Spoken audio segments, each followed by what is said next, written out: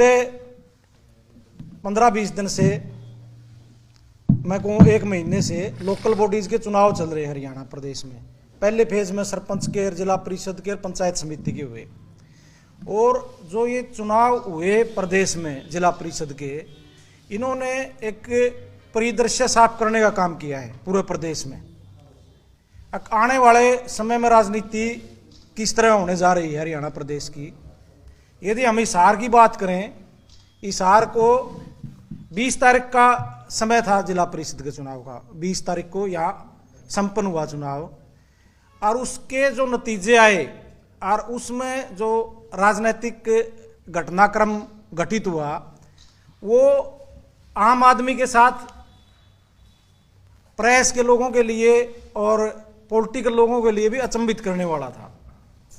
जब उसके नतीजे आए और कांग्रेस पार्टी की ओर से ये दावा किया गया कि हमारा वाइस चेयरमैन के रूप में हमारा प्रत्याशी जीता है, जो समुंदर सिंह बदावड़ है, उनकी मिसिज हैं श्रीमती रीना जी, वो कांग्रेस पार्टी से जुड़ी हुई हैं, और हमारे 4 मेंबर थे।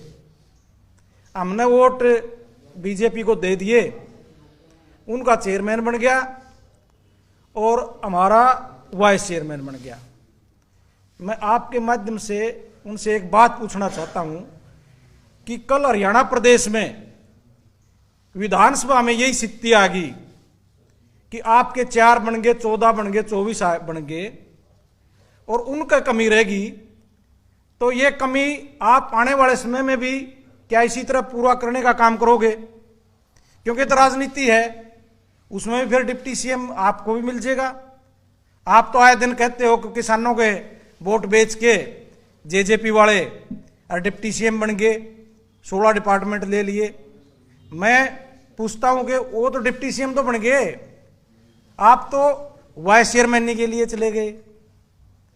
ये मैं आरोप नहीं लगा रहा, आरोप तो वो होते हैं कि कोई तथ्य नहीं हो, ये तो उन लोगों की कही हुई बात है। और ये 4 मेंबर नहीं थे, मैं आपको बताना चाह रहा हूं, ये 7 लोग थे जो दीपेंद्र जी से मिलके आए जिला पार्षद। ये 4 बता रहे, उनमें जो मनोज टाक माई है, आप देखो गंगुआ जाके बड़े बड़े बोर्ड लगे हुए हैं, होर्डिंग लगे हुए हैं दीपेंद्र हुड्डा के साथ। उसके वो किसका था? डाणा से है यादवेंद्र, वो मिलके आया, उसके होर्डिंग देखो आप दीपेंद्र के साथ। वो 4 में नहीं है, इनके साथ थे। और जिस तरह खरड़ से कुलदीप है, संदीप धीरणवास है, 4-5 किसान बने हुए थे। यहां लड़ाई थी विपक्ष की और सत्ता पक्ष की। जब सत्ता पक्ष में बंटवारा हो गया तो चेयरमैन तो बनाया जा सकता था, कांग्रेस पार्टी बना सकती थी। मेरी ये बात जो मैंने प्रेस के लोगों के सामने बोली, उसके बाद हमारे पुराने साथी हैं, मेरे तो शुभचिंतक भी हैं, भाई जयप्रकाश जी, हमेशा ख्याल रखते हैं, और ख्याल रखने वाली बात उन्होंने कर दी। पहले तो कोई इस तरह का कार्यकर्ता ये बात कह रहा था जिसकी कोई राजनीतिक इतनी बड़ी हैसियत नहीं थी कांग्रेस पार्टी में। आज भाई जयप्रकाश तो प्रभारी हैं हिसार जिले के कांग्रेस के, और वो अपने आप प्रेस के लोगों के सामने, आपके सामने ये बात कह रहे हैं कि भाई हमारे तो 4 थे, और रीना तो हमारी कांग्रेसी है सदा से, और वो हमारी वाइस चेयरमैन बन गई। रणजीत सिंह का टेलीफोन आ गया, वो भी मानने लग रहे हैं इस बात ने, और हमने वाइस चेयरमैन ही ले ली। आप बुद्धिजीवी लोग हो, सारा जिला ये बात देखने लग रहा है कि रणजीत सिंह का यूं सत्र है कि वो धर्मवीर गोयत तक नहीं को हमने मेंबर दे दे, और के ये मेंबर इतने बोले हैं कि ये ऊपर तो पूछा में ना भारतीय जनता पार्टी को वोट डाल देंगे।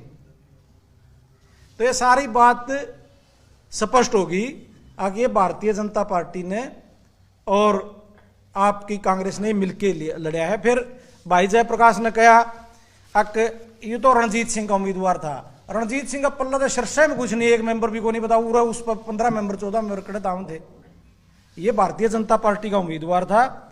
ये फोटो है इसके भारतीय जनता पार्टी के नेताओं के साथ, और ये जीतने के बाद सारे जो कैडर है भारतीय जनता पार्टी का, मनीष ग्रोवर जी तो प्रभारी बनाए गए थे जिला परिषद के लिए बीजेपी की ओर से, और सारे एमएलए मंत्री मिलके लगे हुए थे। ये धनखड़ के साथ फोटो हैं, हमारा जो साथी बनाया है उसकी। ये 2019 की फोटो हैं, माला के अंदर सारे बीजेपी के नेताओं के चुनाव की फोटो हैं ये। तो ये कहना ये रणजीत सिंह का उम्मीदवार, इतने पागल लोग को नहीं रह रहे। अगर आप जो कहोगे मान ले, हमें कांग्रेस पार्टी के साथ कोई इस मामला पर लड़ाई भी नहीं करने वाले। हमारा तो मकसद ये साफ करना है, भाई आए दिन आप लोग अभय सिंह को कह देते हो अकबर ये तो कल चला जाएगा, इसको लोगों ने वोट दे दिए, सीट दे दी। तो अभय सिंह चौटाला ने तो सिरसा में अपना बेटा हरण लग रहा था तो भी भारतीय जनता पार्टी के वोट नहीं लिए, और इन वाइस चेयरमैन के लिए वो वोट ले लिए। और वो वोट जिस तरह से लिए गए हैं, वो रणजीत सिंह ने कहाँ बात करी है, उसका मध्यस्थता तो रणजीत सिंह ने करी हो, लेकिन रणजीत सिंह तो उरा या तड़का वो मध्यस्थता फिर असेंबली में भी कर देगा। तो ये सारी बातें आपको बताना चाह रहा था मैं। भाई इनके साथ थे मेंबर, मैंने नाम भी बता दिए, 4 तय अलग थे, और चुनाव पूरा हरियाणा में छोड़ दिया। आप ये देखो ना, रोहतक में भी सर्वसम्मति होने लग रही है, रोहतक में सर्वसम्मति होने लग रही है। आप प्रेस में बयान देखोगे कांग्रेस के नेताओं के, उन्होंने कहा भाई आधे जिला पार्षद हमारे जीत के आए पूरा हरियाणा प्रदेश में, और इलेक्शन एक जगह भी कौन लड़िया। तो इससे यह है भाई खुला जो वाक ओवर है वो भारतीय जनता पार्टी को देने का काम किया। हम तो ये चाहते हैं कि हमारे साथ उलझने की बजाय, हमारे को निशाना बनाने की बजाय, हमारे साथ लड़ाई लड़ने की बजाय, हमारे नेताओं को टारगेट करने की बजाय आप भारतीय जनता पार्टी से लड़ो। जहां हमारा साथ की जरूरत होगी हम भी देंगे, जो उनकी साथ की जरूरत है उन्हें देना चाहिए। हमारा तो प्रदेश अध्यक्ष ने भी कह दिया अगर लड़ाई है भारतीय जनता पार्टी के साथ। आज किसान मजदूर ये चाहता है कि भाजपा को सत्ता से बाहर किया जाए।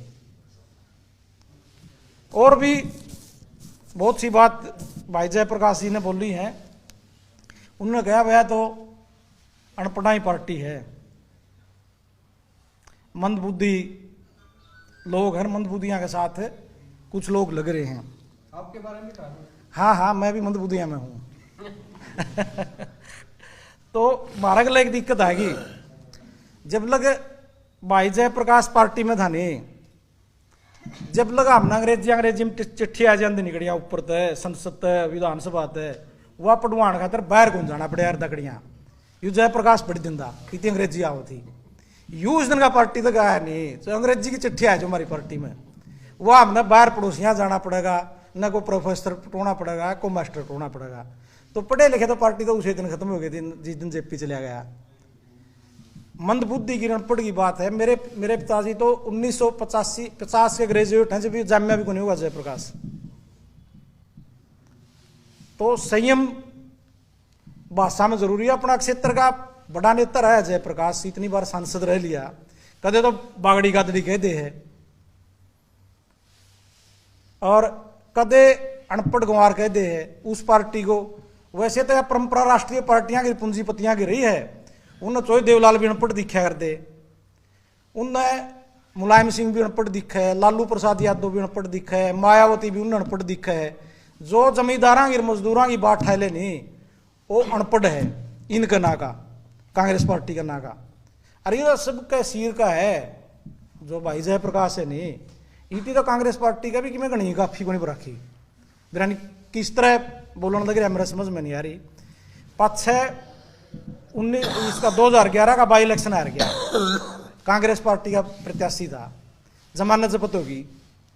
जमानत जब्त किसने कराई? कांग्रेस ने कराई।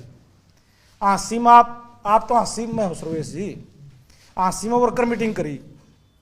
वर्कर मीटिंग में यह बात कही, संपत सिंह ने, विनोद बिहाने ने, शैलजा ने, कुलबीर बेनीवाल ने, इन सारे ने कुलदीप के वोट गिरवा दिए। कुलदीप किसका प्रत्याशी था? भारतीय जनता पार्टी का रजका का प्रत्याशी था। मीटिंग में कई बात, और फिर ये कहा अगमा आगे कोई चुनाव नहीं लड़ता और इनका इलाज करूंगा। और सोनिया गांधी को हमने चिट्ठी लिखी है, मिलन का टाइम मांगा है। जो कांग्रेस पार्टी भारतीय जनता पार्टी के साथ चली गई, 11 की बात है। और फिर आ गया संपत का इलेक्शन, फिर संपत लड़ा कांग्रेस से। फिर जबान का ठीक से फिर हमारी मदद करी ठोक के दुष्यंत की 14 में कौन से मनस गाले सारी लिस्ट है हमारा दूर है। फिर कांग्रेस के लिए बिगड़ की, फिर अपना आजाद बन गया। आजाद बन गया तो रिटर्न में इस भारतीय जनता पार्टी ने बिगाड़ को उससे नहीं, विधानसभा में लिखित में समर्थन है 5 साल अपना भारतीय जनता पार्टी के लिए ठीक ठाक मामला रहा। और अभय सिंह को एक बार राज्यसभा का वोट दे दिया। वो 500 सुभाष चंद्रा हिसार के लोग तो आभारी हैं भाई जयप्रकाश के, एक एमपी की वजह से जो भाजपा का सुभाष चंद्रा जीत्या, शहर में विकास हुए, यू पैन नहीं बदले नहीं भारतीय जनता पार्टी के पक्ष में भाई जयप्रकाश है। तो जितना ही था पैन बदल दिया, 15-16 कांग्रेसियों ने उस पैन बदलिया, पैन गलत मार दी मोर जब भी भारतीय जनता पार्टी का एक प्रत्याशी जीता था। आज अभय सिंह से तो वोट मांगने का काम भी नहीं किया गया। दीपेंद्र हुड्डा के लिए वोट मांगा जा सकता था तो अजय माकन के लिए भी मांगा जा सकता था। वाइस प्रेसिडेंट का चुनाव आया, यशवंत सिन्हा लड़े, चंडीगढ़ आए ना, यशवंत सिन्हा की ओर से कोई मैसेज किया गया अभय सिंह चौटाला को, ना तो भूपेंद्र सिंह हुड्डा की ओर से। ये जानबूझ के चाहते हैं कि लोगों को हम ये दिखावा अब भाई ये तो भाजपा के साथ हैं, लेकिन ऑन रिकॉर्ड जो बात है वो सारी आपका पीछे की भी रख दी। और ईब जो चल रही है, ईब जो क्या डील हुई वह भी रख दी। हम तो ये कहा अगर भाई लोग किसान थे 2 साल उड़ पड़े रहे दिल्ली, आज ही 26 तारीख ने भी आंदोलन करने लग रहे हैं। और मजदूर तंग है, आज छोटा व्यापारी तंग है। ये सारे लोग नहीं चाहे हैं। अब जो लड़ाई लड़ने वाले लोग हैं भारतीय जनता पार्टी के पास, जो नीतीश कुमार से शुरू हो जाओ, सारे जो लोग हैं वो मिलके एक बार छुटकारा दिलाओ इस सरकार से। तो लड़ाई भारतीय जनता पार्टी के साथ लड़े कांग्रेस और उसको मूर्त रूप में लावे। सिर्फ बदनाम करने के लिए दूसरों पर आरोप नहीं लगाए जाने चाहिए। मैं आप लोगों को पुनः ये कहता हूँ, जो भाषा है वह संयम की होनी चाहिए। ठीक है, आज गादड़ी कह दी बागड़ियाँ तक, और ये इस तरह पता नहीं क्या सोच के इन लोगों ने 50,000 वोट दे दिए उनको, और उसका कुलदीप को हराने के लिए दे दिए, सारी बात इग्नोर करके। लेकिन बार बार किसी भी समुदाय की, किसी भी पॉलिटिकल पार्टी की, जो इस पार्टी में आप रहे हो, जिस पार्टी में आपने छोटी सी वर्करी से शुरू करके केंद्रीय मंत्री तक बने हो, उनकी अनपढ़ गुआरा की पार्टी कहना ये इस पद पे और इतने सीनियर नेता को शोभा नहीं देता। इनकी भारत जोड़ो यात्रा खत्म होगी तो ये कहा जा रहा है उनके समर्थकों की तरफ से कि भूपेंद्र सिंह हुड्डा मजबूत हुए इस यात्रा से और अगली सरकार हुड्डा साहब बनाएंगे हरियाणा। भूपेंद्र सिंह हुड्डा तो मजबूत 31 MLA हैं, विपक्ष के नेता हैं। आज लड़ाई है हरियाणा प्रदेश में, संदीप सिंह ने एक लड़की के साथ दुर्व्यवहार कर दिया, आज सरपंच बैठे हैं, मुआवजे की लड़ाई है। कोई लड़ाई आप इसी तो बताओ, आप विपक्ष में मजबूत है, ये तो फैक्ट की बात है मजबूत। जब 31 MLA हैं, अपोजिशन के लीडर हैं, लेकिन कोई लड़ाई तो लड़ो लोगों के लिए। भारत जोड़ो यात्रा तो उनके नेता की यात्रा थी, सारा सहयोग कराया उसमें, अपनी अपनी पार्टी के लिए सब करते हैं, लेकिन लोगों के लिए करने का भी दायित्व तो बनता है, तभी लोग सत्ता में लाने का काम करते हैं। भारत जोड़ो यात्रा में सभी विपक्षी पार्टियों के साथ आपकी पार्टी को भी निमंत्रण दिया गया समापन पे जम्मू में। तो ओम प्रकाश चौटाला ने जब रोहतक में भूपेंद्र सिंह हुड्डा, ओम प्रकाश चौटाला और वीरेंद्र सिंह इकट्ठे थे, तब कहा था कि सोचेंगे इस बारे में। तो क्या आपकी पार्टी ना उन्होंने ये नहीं कहा था सोचेंगे, उन्होंने कहा था यदि हमारे को निमंत्रण मिला तो हमारा भी रिप्रेजेंटेटिव वहां जाएगा। सोचने की बात नहीं थी, उन्होंने तो कह दिया था। ठीक है, तो जाएंगे अब निमंत्रण मिला तो वो बोल दिया, जो पार्टी के सबसे बड़े नेता ने बोल दिया जाएंगे। तो आगे भी और भारत जोड़ो यात्रा में तो मैं ये पार्षद बता रहा हूँ, इनके सारे के फोटो हैं जो उधर इधर डाले, ये मनोज टाक है जो और है, ये सारे यात्रा में शामिल थे, यहाँ के वोट डाल दिए उनको, भारतीय जनता पार्टी को। तो भारत जोड़ो यात्रा में समर्थन दे रहे हैं, सरपंच बड़ी मुखालफत कर रहे हैं देवेंद्र पब्लिक पंचायत मंत्री की, आप कितना इत्तेफाक रखते हैं? सरपंच देखो 2 साल तो इन्होंने चुनाव नहीं करवाए, जो एक्शन SC JE और ब्यूरोक्रेट्स हैं उनके माध्यम से इन्होंने पूरी लूट मचाई। जितना बजट बच रहा था गामा में, एक पंचायत का मान लो 2 करोड़, हाँ आप देखो कितने छोड़ दिए इन पैसे उनके माध्यम से खूब लूट मचाने काम कराया। जगह जगह ईंटें, कोई टेक्निकल आदमी नहीं थे, इन अपने आदमी बिठा के ईंटें फैक्ट्री लगा दी, सारा जैसे तैसे दिखवा दिया माल। 2 साल तो चलाया, लेकिन इवन लगा भाई सरपंच चुन लिए और ये तो जनता के प्रतिनिधि हैं, या लूट को नहीं मचने दें, ना हम इस तरह अपने आदमियों को तो हम टेंडर देश को। तो जो लोगों ने चुने हैं उनको इन्होंने पावर से बेदखल कर दिया, भाई आप तो 2 लाख से ऊपर वो नहीं कर सकते। 2 लाख का तो अंधा कुछ नहीं आजकल है, 2 लाख में तो आप एक 10 फुट का चिकड़ नहीं मिटा सकते। सरपंच इस मामला में पूरी तरह जायज हैं। और वही विपक्ष की बात आ गई, आप न्यू बताओ भाई इस बात खातर कांग्रेस पार्टी ने क्या कराया है। एक जो लोकतंत्र की सबसे मजबूत और नीचे की सीढ़ी है उसके अधिकार छीन लिए, और वो सरपंच हर ब्लॉक आगे बैठे हैं, लेकिन मुख्य विपक्षी दल उसके लिए भी कुछ नहीं कर रहा है।